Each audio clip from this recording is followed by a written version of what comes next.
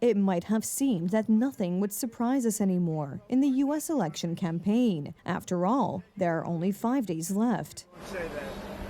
But the truth is that basically every day brings unexpected twists and turns. After U.S. President Joe Biden called Donald Trump's voters garbage, the Republican candidate put on a reflective vest and took off in a garbage truck for another rally.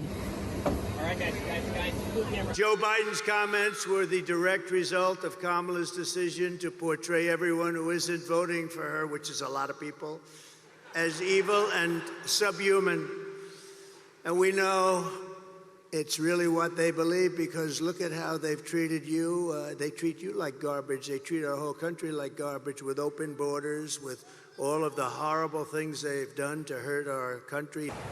Biden called Trump's voters garbage after a not-so-funny joke by a comedian at one of the Republicans' rallies, who called Puerto Rico a floating island of garbage. However, it was one thing to make a not-so-funny joke, and quite another to make a completely serious statement by the current president. The only garbage I see floating out there is his supporters. His demonization of seen as unconscionable.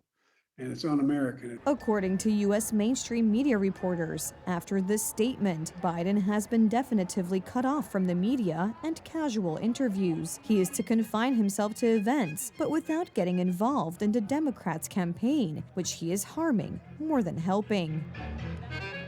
Joe Biden chyba nie do końca zdaje sobie sprawę. Joe Biden doesn't seem to fully realize how he can ruin Kamala Harris's campaign with his words. In fact, she immediately disassociated herself from those words. Democrats are well aware that at the end of the campaign, this kind of slip-up could lead to a loss of even a few percentage points, because voters should not be called something like that, no matter how fierce the campaign is.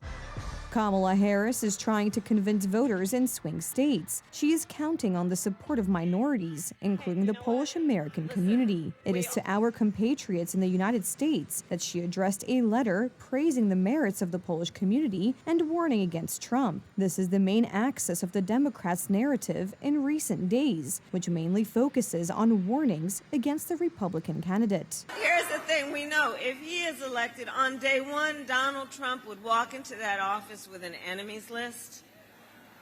When I am elected, I will walk in with a to-do list. The problem is that Kamala Harris repeats the same issues over and over again, and the speeches, while long, are lacking in specifics. No one quite knows what her plan is for fighting inflation, illegal immigration, or international policy. No one knows what's on her to-do list. Instead, everyone knows that Taylor Swift and Beyoncé are backing her, and surprisingly, that's enough for many voters to support the Democratic candidate.